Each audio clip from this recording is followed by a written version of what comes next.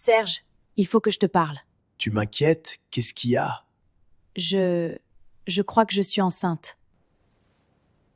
Serge, tu es là? Oui. Tu es sûr? Oui, j'en suis sûre. Caroline, écoute-moi bien, ce n'est pas possible. Tu sais dans quelle situation je suis. J'ai une famille, une femme, des enfants. Je sais. Il faut que tu mettes fin à cette grossesse. Quoi? Je t'aiderai financièrement, moralement, mais il faut régler ça discrètement. Si ça sort, tout sera détruit.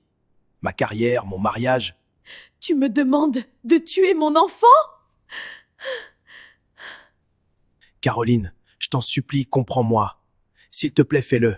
Dans les quartiers populaires d'Afrique, beaucoup de jeunes filles rêvent d'une autre vie, une vie faite de luxe, de richesse et de reconnaissance. Mais jusqu'où peut-on aller pour quitter la pauvreté? Et quel prix faut-il payer quand l'ambition dépasse la morale? Aujourd'hui, vous allez découvrir l'histoire bouleversante de Caroline, une jeune femme de Yopougon, prête à tout pour accéder au monde des riches, quitte à manipuler, mentir, à tomber enceinte d'un footballeur international et à briser des vies. Installez-vous bien, car cette histoire pourrait vous choquer, mais surtout vous faire réfléchir. Dites-nous en commentaire depuis quel pays vous nous suivez. Caroline était une jeune fille belle et très remarquée, vivant à Yopougon, dans un quartier populaire où les maisons se touchaient presque. Un soir, alors qu'elle aidait sa mère à plier du linge dans la petite chambre étouffante, elle lâcha soudain, sans même la regarder. Maman, tu crois qu'on peut changer de vie un jour? Vraiment changer? Sa mère leva les yeux, surprise, puis soupira doucement. On se bat tous les jours pour ça, ma fille. Ton père et moi, on fait ce qu'on peut. Je sais, mais parfois j'ai l'impression que ce n'est jamais assez. Plus tard, allongée sur son lit, la télévision allumée devant elle, elle regardait défiler des images de femmes riches, élégantes, souriantes, voyageant, s'habillant sans compter. Elle serra les dents et chuchota presque pour elle-même. Pourquoi certaines naissent du bon côté et pas moi? Elle éteignit l'écran avec agacement et fixa le plafond. Dans sa tête, une seule phrase tournait en boucle. Je ne resterai pas pauvre toute ma vie. Heureusement pour elle, Caroline avait Johanna, son amie de lycée. Un jour, assise à la terrasse d'un café, Johanna lui annonça avec enthousiasme. Mes parents organisent une grande réception ce week-end. Tu viens avec moi, hein? Tu es sûre que je ne vais pas faire tâche au milieu de tous tes riches invités? Arrête un peu! Tu es magnifique et puis c'est juste une soirée. Viens pour t'amuser. Mais pour Caroline, ce n'était jamais juste une soirée. La veille de la soirée, Caroline se renda dans une boutique de friperie de premier choix. La vendeuse la regarda en souriant. Tu cherches quelque chose de spécial? Une robe qui fasse oublier d'où je viens. Devant le miroir, elle posa la robe sur elle, tourna légèrement sur elle-même, puis murmura. Un jour, je n'irai plus à ces soirées comme invitée, je serai l'une de ces femmes qu'on respecte. Elle acheta une belle robe et rentrant chez elle tout en pensant aux différentes rencontres qu'elle pourrait faire à cette soirée mondaine. Le soir de la réception, en entrant dans la villa illuminée de lumière dorée, elle marqua un temps d'arrêt. Johanna se pencha vers elle et chuchota. Respire, Caroline. Tu vois, tout va bien se passer. Oui. Elles avancèrent parmi les invités, les verres de champagne, les conversations feutrées. Un homme élégant s'approcha d'elle. Bonsoir, mesdemoiselles, vous êtes ravissantes ce soir. Elles échangèrent quelques politesses, quelques sourires avec un groupe d'invités hommes élégants. Caroline savait doser ses mots, ses silences, ses regards, jouant subtilement entre charme et retenue, jusqu'à ce que son regard s'arrête soudain sur un homme entouré de plusieurs invités, parfaitement à l'aise, sûr de lui, dégageant une aura de réussite qu'elle reconnut instantanément. Sans se presser, Caroline mit fin aux conversations en cours avec élégance, s'excusa auprès de Johanna, inspira profondément, et se dirigea vers lui, déjà prête à entrer dans un rôle qu'elle maîtrisait à la perfection. Avec une voix douce et timide, elle engagea la conversation. Bonsoir, je m'appelle Caroline. Enchanté, je m'appelle Serge. Elle parla peu, posa quelques questions simples mais écoutant attentivement, laissant Serge se sentir important, valorisé, admiré. Vous recevez souvent autant de monde? Assez souvent, oui. C'est le jeu quand on est dans les affaires. Tout ça, c'est très loin de mon quotidien. À un moment, il la regarda avec un sourire intrigué et lui dit. Tu es différente des autres femmes ici. Ah bon? En quoi? Tu as une présence unique. Merci. Elle baissa légèrement les yeux et dit. Je suis juste une fille simple. Ce monde-là n'est pas vraiment le mien. C'est justement ce qui te rend intéressante. Ce mensonge, prononcé avec calme et naturel, produisit exactement l'effet qu'elle espérait. Toute la soirée, elle sut contrôler chaque geste, chaque parole, chaque silence, laissant Serge croire qu'il avait rencontré une femme rare, différente, loin des femmes intéressées qu'il croisait habituellement. La soirée passa vite. Avant de partir, il lui demanda. J'aimerais te revoir, tu me donnes ton numéro? Caroline fit semblant d'hésiter, puis le lui donna. En s'éloignant, elle sentit son cœur battre fort, non pas de stress, mais de satisfaction. Dans sa tête, une certitude s'imposa, ce n'était pas un hasard. C'était le premier pas, et ce plan venait à peine de commencer. Au milieu de la musique douce et des rires feutrés, Caroline rejoignit Johanna près du bar, un verre à la main, le visage calme mais le cœur encore battant après sa rencontre avec Serge. Elle faisait semblant d'écouter, hochant la tête, comme si rien d'important ne venait de se produire. Alors?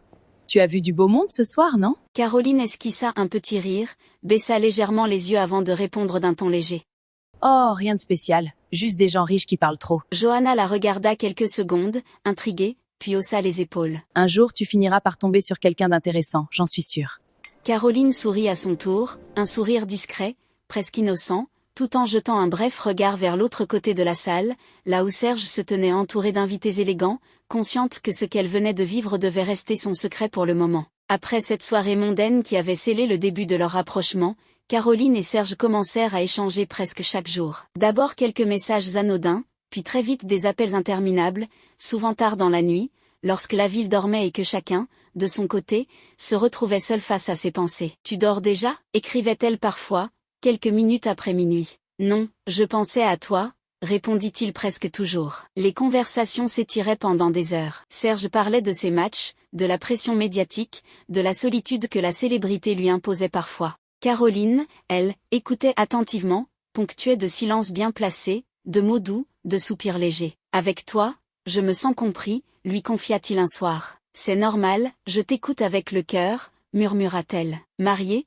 installée en Italie avec sa femme et sa famille, Serge se laissait peu à peu emporter par cette relation à distance, rassuré par l'image que Caroline lui renvoyait, une jeune femme douce, respectueuse, presque fragile, impressionnée par son parcours et son monde. Tu sais, je ne suis pas habituée à tout ça.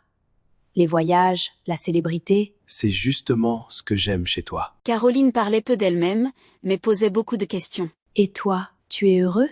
Parfois oui, parfois non. Tu mérites d'être heureux. Lorsqu'il lui demandait ce qu'elle voulait vraiment dans la vie, elle prenait toujours le temps de répondre, comme si elle cherchait ses mots. Moi, je veux juste aimer quelqu'un sincèrement et vivre simplement, disait-elle d'une voix presque timide. À chacun de ses retours en Côte d'Ivoire ou lors de ses passages en Afrique, Serge invitait Caroline dans des restaurants 5 étoiles, puis dans des hôtels luxueux. Tu n'as jamais mangé ici? Non, c'est trop beau ici, c'est magnifique. Elle découvrait avec émerveillement ce monde où l'on ne regardait pas les prix, où les chambres étaient silencieuses, parfumées, impeccables. Je me sens comme dans un rêve. Cet endroit est incroyable. Tu mérites ce qu'il y a de mieux. Pourtant, malgré l'intensité de leurs moments ensemble, Serge restait prudent. Au fond de lui, il aimait toujours sa femme, celle qui avait été là avant la gloire, avant l'argent, et il refusait de mettre son mariage en danger. Cette retenue, Caroline la voyait, la sentait, et la détestait en silence. Chaque mois, Serge lui envoyait une somme d'argent importante. Je viens de t'envoyer de l'argent, achète tout ce que tu veux avec. Mais plus elle goûtait au luxe, plus son ambition grandissait. Ce qui lui semblait inimaginable autrefois devenait peu à peu insuffisant. Un jour, après avoir raccroché, Caroline resta longtemps immobile, le téléphone à la main. Elle venait de comprendre une vérité qui la frappa comme une gifle, Serge ne quitterait jamais sa femme. Peu importe les mots, les attentions, l'argent ou les voyages. Il ne changera jamais, se disait-elle à elle-même. Cette prise de conscience fit naître en elle une détermination froide, silencieuse, dangereuse. Lors de leur voyage à l'étranger, où ils se retrouvaient discrètement dans différents pays, prenant toujours des vols séparés pour éviter les regards indiscrets, Caroline continuait de jouer son rôle à la perfection. Derrière ses silences, ses regards soumis et ses paroles mesurées, ses véritables intentions restaient soigneusement cachées, prêtes à se révéler le moment venu. Cette nuit-là, dans la chambre silencieuse de l'hôtel, seule la respiration lente de Serge troublait le calme. Épuisé par la journée, il s'était endormi presque immédiatement après s'être allongé, le visage détendu, inconscient de ce qui se jouait à quelques centimètres de lui. Caroline, elle, avait les yeux grands ouverts, fixés au plafond plongé dans la pénombre. Son corps était immobile, mais son esprit, lui, ne trouvait aucun repos. Elle tourna légèrement la tête vers Serge, l'observa longuement, puis murmura presque pour elle-même, dans un souffle à peine audible. « Tu dors déjà ?» Aucune réponse. Seulement ce souffle régulier, confiant. Un sourire très discret traversa son visage avant de disparaître aussitôt. Elle ferma les yeux un instant, comme pour rassembler son courage, puis les rouvrit. Elle inspira profondément. À cet instant précis, quelque chose se fissura en elle. Une certitude froide, implacable. L'amour ne suffit pas, se dit-elle intérieurement. Il ne m'a rien donné de durable. Il m'a offert des moments, pas une vie. Le silence de la chambre semblait l'encourager, l'engloutir. Elle se redressa légèrement, s'assit au bord du lit, jeta un dernier regard vers Serge. Aucune colère dans sa voix, aucun tremblement, seulement une résolution calme, presque méthodique. Caroline prit le préservatif utilisé par Serge et contenant son sperme, elle utilisa 2 doigts pour en sortir une petite quantité et l'introduisit dans son sexe. Quand elle se recoucha enfin à ses côtés, son visage avait retrouvé une expression paisible, presque innocente. Elle se tourna vers lui, posa doucement une main contre son propre ventre, et laissa échapper un soupir silencieux. Ce soir-là, sans cri, sans dispute, sans aveu, leur relation venait de franchir un point de non-retour. Serge dormait toujours, convaincu que tout était sous contrôle, tandis que Caroline, dans l'ombre, venait de poser la première pierre d'un plan qui transformerait une histoire secrète en un conflit aux conséquences irréversibles. Quelques semaines après leur retour, alors que tout semblait reprendre une apparence normale, Caroline commença à ressentir de légers changements dans son corps. Au début, elle tenta de se convaincre que ce n'était rien. Un matin, seule dans sa chambre, elle posa la main sur son ventre et murmura presque pour elle-même, « Ce n'est sûrement que la fatigue ». Les jours suivants, les sensations devinrent plus insistantes. Des vertiges légers, une fatigue inhabituelle, un retard qu'elle comptait sans vraiment oser le compter. Devant le miroir, chaque matin, elle s'observait longuement, scrutant son visage comme si un signe allait apparaître. « Calme-toi Caroline », se disait-elle à voix basse. « Ne va pas trop vite », mais au fond d'elle, elle savait et cette certitude ne lui faisait pas peur. Au contraire, un léger sourire froid se dessinait parfois sur son visage. « Si c'est vrai alors tout change », pensa-t-elle un soir en s'asseyant sur son lit, le regard perdu. Le jour où la réalité ne laissa plus aucun doute, Caroline ne pleura pas. Elle resta immobile, silencieuse, puis sourit de joie et de satisfaction. Quelques heures plus tard, elle appela Serge. Sa voix était volontairement calme, presque fragile. « Serge, il faut que je te parle. » « Tu m'inquiètes? Qu'est-ce qu'il y a ?» Je crois que je suis enceinte. Serge, tu es là? Oui, oui. Caroline, écoute-moi bien, ce n'est pas possible. Tu sais dans quelle situation je suis. J'ai une famille, une femme, des enfants. Je sais. Il faut que tu mettes fin à cette grossesse. Quoi? Tu me demandes de tuer mon enfant? Je t'aiderai financièrement, moralement, mais il faut régler ça discrètement. Si ça sort, tout sera détruit. Ma carrière, mon mariage. Caroline fit semblant d'hésiter, pleura même au téléphone, répétant qu'elle était perdue, qu'elle ne savait pas quoi faire, qu'elle avait peur, jouant parfaitement son rôle de femme brisée, tandis que Serge, rongé par la culpabilité et la peur, insistait encore et encore, promettant de l'aider financièrement, promettant de rester présent, sans comprendre qu'il venait, sans le savoir, de s'enfoncer davantage dans un piège soigneusement refermé. Finalement, Caroline accepta verbalement d'avorter, non pas parce qu'elle avait changé d'avis, mais parce qu'elle avait compris que pour réussir, elle devait disparaître de sa vie pendant un certain temps, couper tout lien visible, et laisser le temps faire son œuvre. Elle lui annonça quelques jours plus tard que tout était terminé, que la grossesse n'existait plus, et elle mit fin à leur relation de manière brutale, presque froide, laissant Serge soulagé, convaincu d'avoir évité le pire, et persuadé que cette histoire appartenait désormais au passé. Pendant ce temps, Caroline continuait sa grossesse dans le plus grand secret, s'éloignant progressivement de ses anciennes fréquentations, louant une maison discrète dans un quartier plus modeste mais calme, loin des regards, loin des rumeurs, refusant même que sa propre famille vienne s'installer avec elle, non par manque d'amour, mais par honte profonde de ses origines, qu'elle considérait désormais comme un poids dont elle devait se libérer pour toujours. Seule son amie Johanna resta à ses côtés, la soutenant pendant les nuits difficiles, les moments de doute, les douleurs physiques, sans jamais connaître la véritable identité du père, car Caroline préférait garder ce secret comme une arme, une carte maîtresse qu'elle utiliserait au moment opportun. Les mois passèrent lentement, marqués par les rendez-vous médicaux, les silences pesants, les souvenirs qu'elle chassait de son esprit, et lorsqu'elle mit au monde une petite fille, qu'elle nomma Lisa, elle ressentit une joie étrange, mêlée de fierté, de soulagement, mais aussi d'une distance émotionnelle qui révélait que, pour elle, cet enfant représentait autant une victoire qu'une responsabilité. Grâce à l'argent qu'elle avait soigneusement économisé pendant des années, Caroline put vivre sans travailler pendant un long moment, organisant sa vie autour de cette nouvelle réalité, observant patiemment le temps passer, car elle savait que plus elle attendrait, plus le prix à payer serait élevé. 4 longues années s'écoulèrent ainsi, durant lesquels Caroline observa de loin la carrière de Serge, ses matchs, ses apparitions publiques, sa vie familiale apparemment parfaite, tout en préparant son retour sur le devant de la scène, car elle savait qu'un jour viendrait où elle frapperait là où cela ferait le plus mal. Lorsque ses économies commencèrent à diminuer, elle jugea que le moment était enfin venu, et c'est avec l'aide financière de Johanna qu'elle entreprit des démarches judiciaires à l'étranger, déposant plainte là où Serge exerçait son activité professionnelle, déclenchant ainsi une tempête dont il n'avait même pas conscience. Le jour du procès, Caroline se présenta calme, élégante, maîtrisée, armée de preuves qu'elle avait accumulées patiemment pendant des années, des messages, des enregistrements, des échanges soigneusement conservés,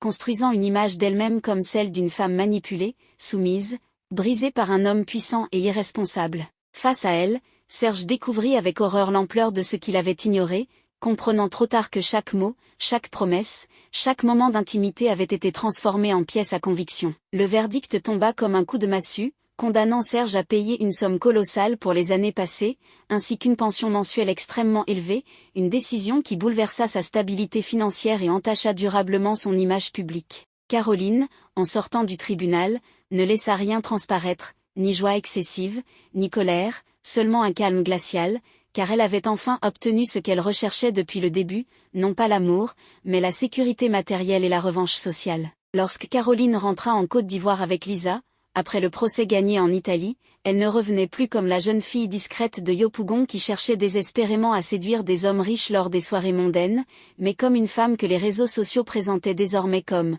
puissante, intelligente et chanceuse, une femme dont le nom circulait dans les discussions, dans les blogs, et même dans certains groupes WhatsApp où l'on murmurait qu'elle avait réussi là où beaucoup avaient échoué. Elle s'installa dans une grande villa moderne, dans un quartier résidentiel calme, avec des murs hauts, des portails électriques et des caméras de surveillance, comme pour se protéger non seulement des voleurs, mais aussi du passé qu'elle ne voulait plus jamais revoir, ni entendre, ni ressentir. Chaque matin, elle se réveillait dans des draps propres et parfumés, regardait sa fille dormir paisiblement dans une chambre décorée avec soin, et se disait que tout ce qu'elle avait fait en valait la peine, même si, parfois, au fond de son cœur, une petite voix tentait de lui rappeler que l'argent n'efface pas tout. Caroline dépensait sans compter, achetait des vêtements de marque, des sacs coûteux, organisait des sorties dans des restaurants huppés d'Abidjan, et s'entourait de nouvelles fréquentations qui la respectaient uniquement pour ce qu'elle possédait désormais, sans jamais chercher à connaître la femme qu'elle était réellement. Sa mère et ses deux frères, restés dans leur quartier pauvre, apprirent la nouvelle de sa richesse à travers les réseaux sociaux et les rumeurs, espérant naïvement qu'elle viendrait les voir, qu'elle leur tendrait la main, qu'elle changerait leur quotidien difficile, mais Caroline ne fit rien, car au fond d'elle, elle avait toujours ressenti une honte profonde envers sa propre famille, une honte qu'aucune somme d'argent n'avait réussi à effacer. « Elle est devenue riche et elle nous a oubliés », murmura un jour sa mère, les yeux pleins de larmes, sans savoir que ces mots, bien qu'elle ne les entende pas, finiraient par peser lourd dans l'âme de sa fille. Lisa, quant à elle, grandissait dans le confort, entourée de nounous, de jouets coûteux et d'écoles privées, mais Caroline évitait soigneusement toute question sur son père, détournant le regard chaque fois que l'enfant demandait innocemment « Maman, mon papa, il est où ? Il est loin ?» répondait-elle, sans jamais entrer dans les détails, car la vérité lui faisait peur. Pendant ce temps, Serge, de son côté, voyait sa vie changer brutalement, non seulement à cause de la pension alimentaire exorbitante qu'il devait désormais payer chaque mois, mais aussi à cause du scandale qui avait éclaboussé son image publique, ternissant sa réputation et fragilisant son mariage, car sa femme, blessée et humiliée, n'arrivait plus à lui faire confiance malgré ses excuses répétées. Les disputes devinrent fréquentes, la tension s'installa dans leur foyer, et Serge comprit trop tard qu'un seul moment d'égarement pouvait coûter une vie entière de stabilité, de respect et de paix. Caroline, elle, croyait avoir gagné, mais les nuits devinrent longues, silencieuses, et parfois lourdes, car malgré tout le luxe qui l'entourait, elle se surprenait à fixer le plafond, incapable de dormir, se demandant pourquoi elle se sentait encore vide alors qu'elle avait enfin obtenu ce qu'elle voulait depuis toujours. Elle avait l'argent, le confort, le statut, mais elle n'avait ni amour sincère, ni paix intérieure, ni fierté véritable, seulement une victoire construite sur le mensonge, la manipulation et le silence. Cette histoire est un conseil pour tous les hommes, surtout nos frères footballeurs qui sont très souvent visés par les femmes. Chers frères footballeurs, sachez que la femme est la moitié du ciel, c'est-à-dire que si elle veut être gentille, elle sera douce comme un ange, mais si elle décide d'être mauvaise, elle sera pire que le diable. Alors sachez choisir vos épouses et soyez fidèles envers elles. Cette histoire n'est pas seulement celle de Caroline, elle est le reflet d'une société où l'argent est devenu une obsession, où le paraître compte plus que la vérité, et où certains sont prêts à tout pour réussir. Elle nous rappelle une chose essentielle, la richesse obtenue sans valeur laisse toujours un vide, les choix faits dans le mensonge finissent toujours par réclamer leur prix, et aucune victoire n'est complète lorsqu'elle détruit l'âme. Dis-nous en commentaire, penses-tu que Caroline a vraiment gagné ? Ou a-t-elle simplement échangé la pauvreté contre une autre forme de prison? Mets un j'aime à la vidéo si cette histoire t'a fait réfléchir, abonne-toi pour d'autres histoires africaines vraies, poignantes et pleines de leçons, et partage cette vidéo, car quelqu'un quelque part a peut-être besoin d'entendre ce message aujourd'hui.